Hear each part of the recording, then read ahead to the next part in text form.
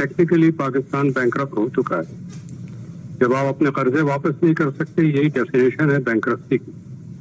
अब हम अपने कर्जे वापस नहीं कर सकते, हमारी एक्सपोर्ट इनकम इतनी कम है कि वो इंपोर्ट से भी ज्यादा है, जो इंपोर्ट भी ज्यादा है एक्सपोर्ट इनकम से। तो कर्जा तो सारा हम कर्जा लेकर ही वापस कर रहे हैं।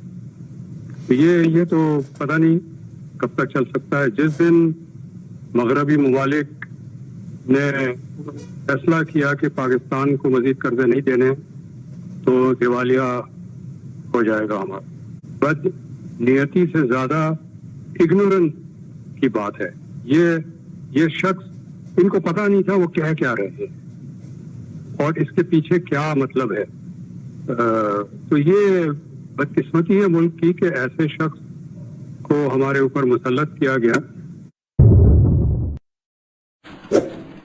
आपने सबसे पहले घबराना नहीं है, बाहसियत कौम हम इसका मुकाबला करेंगे। बैरूनी कर्जे लिए हैं, उसकी किताब बनता है वो 53 अरब डॉलर। अब आप बताएं कि कब तक पाकिस्तान इस तरह से सरवाइव कर सकता है, जब आपकी एक्सपोर्ट्स ना बढ़ रही हों, जब आप बाकी मामलात आपकी पॉलिसीज ठीक ना हो, कब तक हम ऐसे सरवाइव कर सकते हैं? बिल्कुल सरवाइव नहीं कर सकते, और बल्कि पिछले साल 1.5 साल से ये बात कह रहा हूँ कि टेक्निकली पाकिस्तान बैंकरप्ट हो चुका है। जब आप अपने कर्जे वापस नहीं कर सकते, यही डेफिनेशन है बैंकरप्सी की। अब हम अपने कर्जे वापस नहीं कर सकते, हमारी एक्सपोर्ट इनकम इतनी कम है कि वो इंपोर्ट से भी ज्यादा है, जो इंपोर्ट भी ज्यादा है एक्सपोर्ट इनकम से। तो कर्जा तो सारा हम कर्जा लेकर ही वापस कर रहे हैं। तो ये तो पता नहीं कब तक चल सकता है। जिस दिन मगरबी ममालिक ने फैसला किया कि पाकिस्तान को मजीद कर्जे नहीं देने, तो दिवालिया हो जाएगा हमारा। क्या गलत हुआ कि हमारा कर्जा इतनी स्पीड से बढ़ा?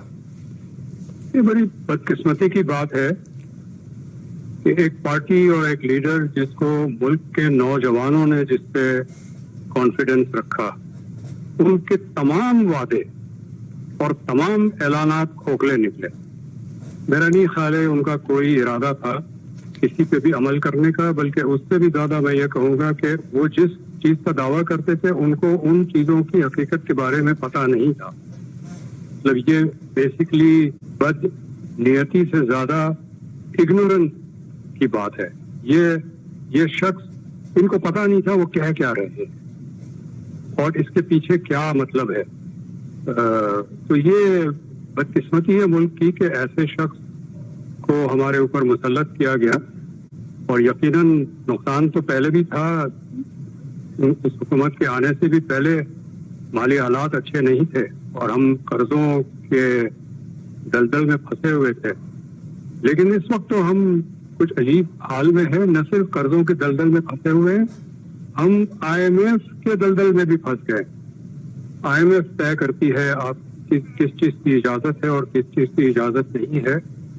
ये जो ईस्ट इंडिया कंपनी आई थी, तो वो बहुत सारे छोटे छोटे बादशाह थे, वो ईस्ट इंडिया कंपनी से इजाजत लेके अपना कुछ काम करते थे। तो आज भी हमारा यही हाल है। अब हम स्टेट बैंक से कर्जा नहीं ले सकते, जो नया कानून है, तो ये आपके ख्याल में इटसेल्फ एक बहुत बड़ा स्कैंडल नहीं है कि स्टेट बैंक सस्ते दामों कर्जा देता है इन कमर्शियल बैंक्स को, और वही कमर्शियल बैंक हमें महंगे दामों कर्जे दे रहे हैं?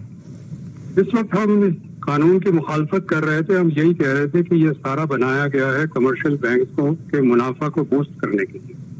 ये IMF और बाकी इंटरनेशनल फाइनेंशियल इंस्टीट्यूशंस और प्राइवेट कमर्शियल बैंक है, इनकी एक अनहोली अलायंस है, और ये पाकिस्तान को, जैसे अंग्रेजी में कहते हैं ना, दे आर मिल्किंग पाकिस्तान।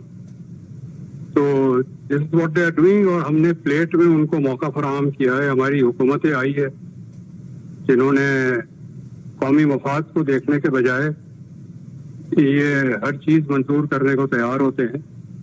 तो बहुत ही, बस हम अब इस वक्त तो क्या कर सकते हैं, अफसोस कर सकते हैं। आज से कुछ 3.5 साल पहले 1500 अरब रुपया हमारा जो था वो सूद की अदायगी होती थी साल की। अब बात हो रही है 3100 से 3200 अरब रुपए की।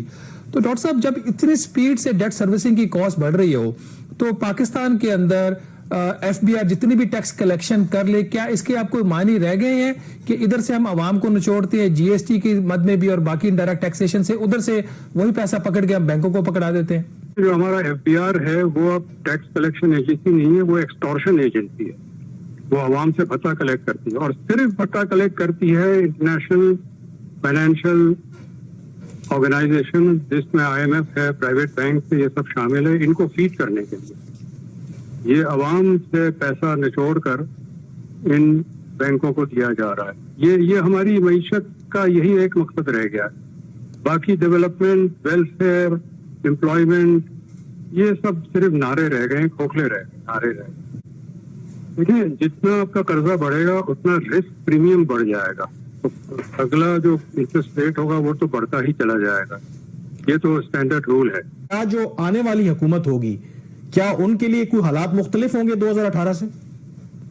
मुख्तलिफ तो नहीं होंगे, लेकिन अगर उन्होंने बुनियादी तब्दीली नहीं की तो ये इससे बुरा हाल छोड़ के जाएंगे।